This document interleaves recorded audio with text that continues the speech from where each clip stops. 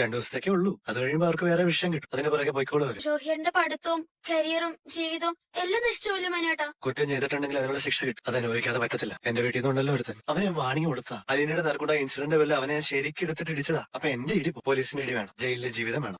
പോയി ജീവിക്കട്ടെ. ഇവിടെ അലീന ചേച്ചിയും രോഹിയേട്ടനെ പലതവണ ഉപദേശിച്ചതാ ഹരിയേട്ടനായിട്ടുള്ള ഫ്രണ്ട്ഷിപ്പ് നിർത്തണമെന്ന്. കേട്ടില്ല. അവരനുഭവിച്ചാലേ അവർക്ക് മനസ്സിലാകത്തുള്ളൂ. ചില ആൾക്കാർ അവരനുഭവിച്ച് പഠിക്കട്ടെ. നിങ്ങൾ അവരെ ഓർത്തല്ല വിഷമിക്കേണ്ടത്. നിങ്ങൾ തന്നെ ഓർക്കണം. സ്കൂളിൽ പോണ്ടേ, നാട്ടുകാരെയും വീട്ടുകാരെയും കൂട്ടുകാരെയൊക്കെ ഫേസ് ചെയ്യണ്ടേ. അതിനുള്ള ആത്മധൈര്യം നേടും. ഇതുകൊണ്ടൊന്നും എന്നെ തകർക്കാനോ തളർത്താനോ പറ്റത്തില്ലെന്ന് സ്വയം വിശ്വസിപ്പിക്കും. അതാണ് നിങ്ങൾ ചെയ്യേണ്ടത്. പുറത്തോട്ട് ഇറങ്ങാൻ പോലും പേടിയാ. റോഡെ പാസ് ചെയ്യുന്നവര് ഗേറ്റിന് മുന്നിൽ വരുമ്പോ വീട്ടിലോട്ടൊരു നോട്ടമുണ്ട്. ചിലര് മതിലിന്റെ മുകളിൽ കൂടെ എത്തി നോക്കിക്കൊണ്ടേക്കും. ആരെങ്കിലും കണ്ടിട്ട് രണ്ട് ചീത്ത വിളിക്കാൻ വേണ്ടിയാ നോക്കുന്നത്. ഇതൊക്കെ രണ്ടു ദിവസത്തേക്കേ ഉള്ളൂ കേട്ടോ.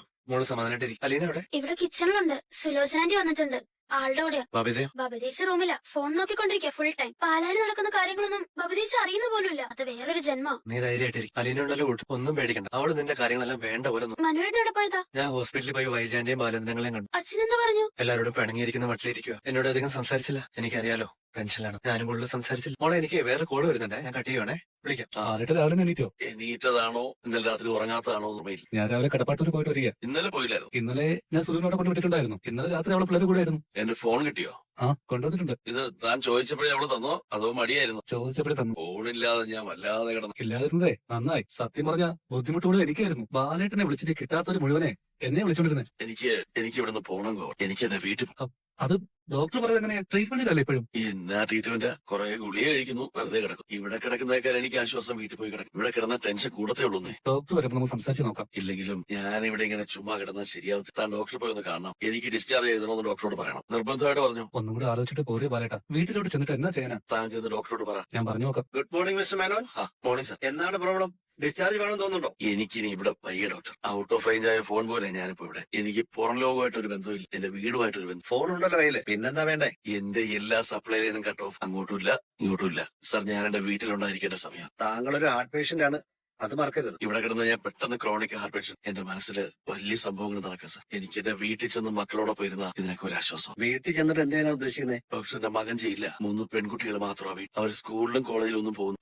അവർക്ക് പുറത്തിറങ്ങാൻ പറ്റും. ഡോക്ടർ, ഞാൻ കൂടുതലൊന്നും പറയുന്നില്ല. എന്നെ ഡിസ്ചാർജ് ചെയ്ത് വിടണം. ഇല്ലെങ്കിൽ ഡോക്ടറുടെ അനുവാദമില്ലാതെ ഞാൻ ഇറങ്ങിപ്പോയി. അത് വേണ്ട, താങ്കളെ ഡിസ്ചാർജ് ചെയ്യാനുള്ള ഏർപ്പാട് ഞാൻ ചെയ്യാം. പക്ഷെ ഇവിടുന്ന് പോകുന്നത് താങ്കളുടെ നിർബന്ധത്തിലും പൂർണ്ണ ഉത്തരവാദിത്തത്തിലുമാണെന്ന് എഴുതി ഒപ്പിട്ട് തരേണ്ടി വരും. ഓ, അതെന്ത് വേണമെങ്കിലും ചെയ്യാം. വീട്ടിലൊരു വലിയ ക്രൈസിസ് ഉള്ളപ്പോ ഞാൻ ഇവിടെ വന്ന് ഇങ്ങനെ മേലത്തോട്ട് നോക്കി കിടന്നാൽ ശരിയാവത്തില്ല സർ. അതുകൊണ്ട് ഓക്കെ, ശരി. അവിടെ പാക്ക് ചെയ്തോളൂ. നമ്മൾ എന്തായാലും തന്നെ പോവാ. നീ പോയി ബില്ലടച്ചു. അങ്ങനെ ആയിക്കോട്ടെ പറയട്ടെ. ഞാൻ പോയി നോക്കാം.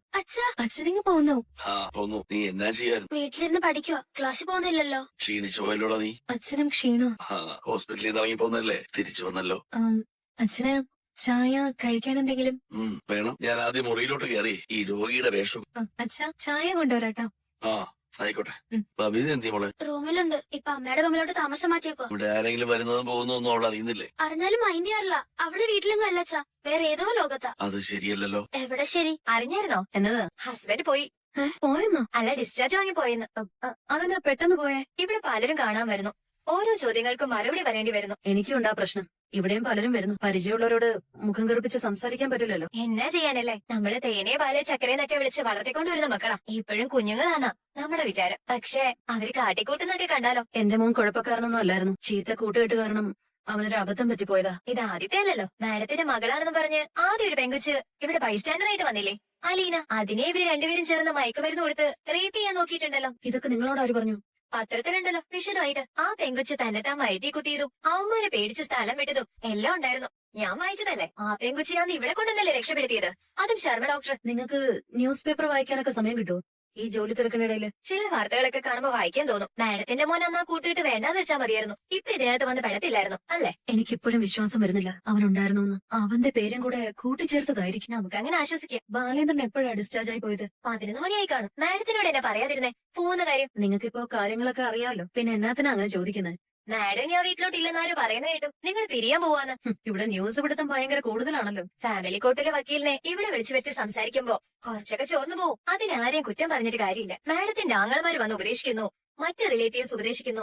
ഇതൊക്കെ ഇവിടെ ഉള്ളവർ കേട്ടോണ്ടിരിക്കുകയല്ലേ. സ്വന്തം കുടുംബകാര്യം നോക്കാൻ ആർക്കും നേരമില്ല. മറ്റുള്ളവരുടെ കുടുംബത്തിൽ എന്നാ നടക്കുന്നതെന്ന് അറിയാനാ ഉത്സാഹം. ഞാനൊരു കാര്യം പറയട്ടെ. കുറെ ദിവസം കൊണ്ടുണ്ടായ പരിചയവും സ്നേഹം കൊണ്ട് പറയുവാ. എന്നോട് വിരോധമൊന്നും തോന്നിയിട്ടല്ലേ? ഉപദേശിക്കാനാണോ? വേണ്ട. ഉപദേശിക്കുകയല്ല, ഞാനൊരു സാധാരണ കാര്യം പറയുവാ. ഇപ്പൊ നിങ്ങൾ ഒന്നിച്ചു നിൽക്കേണ്ട സമയ. കാരണം കുടുംബത്തിന് വലിയൊരു ദുഷ്പേരും വിഷമം വന്നേക്കുമല്ലേ. ഇനി രണ്ട് പെൺമക്കളല്ലേ ഉള്ളേ, അവർക്ക് ഒരു ധൈര്യം കിട്ടണമെങ്കിൽ നിങ്ങൾ ഒന്നിച്ചു നിൽക്കണം. നിങ്ങൾക്ക് എന്റെ വീട്ടിലെ സ്ഥിതി അറിയാമയ്യാഞ്ഞിട്ടാ. അവിടെ ഒരു ബാധ വന്ന് കേറിയിട്ടുണ്ട്. അതിനെ ഒഴിപ്പിച്ചാലേ അവിടെ സമാധാനം ഉണ്ടാവത്തുള്ളൂ. ഞാൻ പറഞ്ഞേ ഉള്ളൂ, നിങ്ങളുടെ കുടുംബം നിങ്ങളുടെ ഇഷ്ടം. മോളെ എന്താച്ചാ? സ്കൂളിൽ പോയി തുടങ്ങണ്ടേ, പഠിക്കണ്ടേ? എനിക്കത് ഓർത്തിട്ട് പേടിയാ. എങ്ങനെ പോവും? ഈ ആഴ്ച ഇങ്ങനെ അങ്ങ് പോട്ടെ, അടുത്ത തിങ്കളാഴ്ച തൊട്ട് പോയി തുടങ്ങണം. ഞാൻ നിന്നെ സ്കൂളിൽ കൊണ്ടുപോയിടാം. ഹെഡ് മാസ്റ്ററോടും ടീച്ചേഴ്സിനോടും ഒക്കെ സംസാരിക്കും. അച്ഛനിപ്പോ ക്ഷീണമൊക്കെ മാറി ഉഷാറായല്ലോ.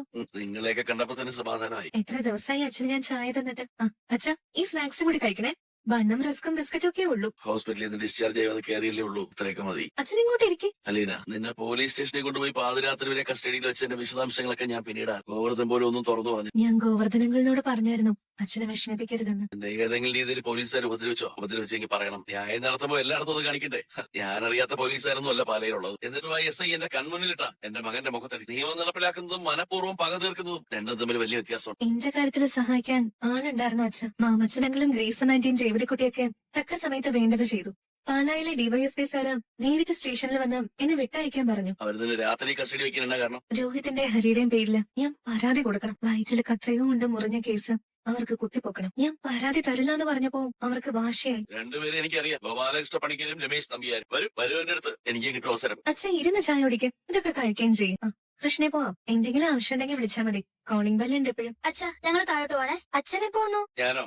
ഞാൻ ഇന്നലെ വന്നല്ലോ. നീ എപ്പോഴാ എത്തിയേ? ഞാനിവിടെ തന്നെ ഉണ്ടായിരുന്നല്ലോ. ഈ വീട്ടിലോ? ഞാൻ കണ്ടില്ല, ഇന്നലെയും കണ്ടില്ല. അച്ഛൻ ഇന്നലെ ഇവിടെ ഇല്ലായിരുന്നു. വെറുതെ പറയോ? എടി, ഇവിടെ ഇല്ലായിരുന്നത് ഞാനാണോ അതോ നീയാണോ? ഇല്ല അച്ഛാ, അച്ഛൻ ഇന്നലെ ഇവിടെ ഇല്ലായിരുന്നു. ഒരല്പം ബോധവശേഷിക്കുന്നുണ്ട് അല്ലേ? അച്ഛൻ വന്നത് ഞാൻ കണ്ടില്ല, അതാ. ഞാൻ ഇവിടെ വന്നിട്ട് മണിക്കൂറുകളായി. ആരും എന്നോട് പറഞ്ഞില്ല. അയ്യോ, അത് വലിയ കഷ്ടമായി. ഇവിടെ എത്ര സേവകന്മാരും ദാസിമാരും തോഴിയൊക്കെ ഉള്ളു. അവരാരും വന്നറിയിച്ചു? അവരെല്ലാം ജോലി ചെയ്യാതെ ശമ്പളം വാങ്ങുകയാണോ?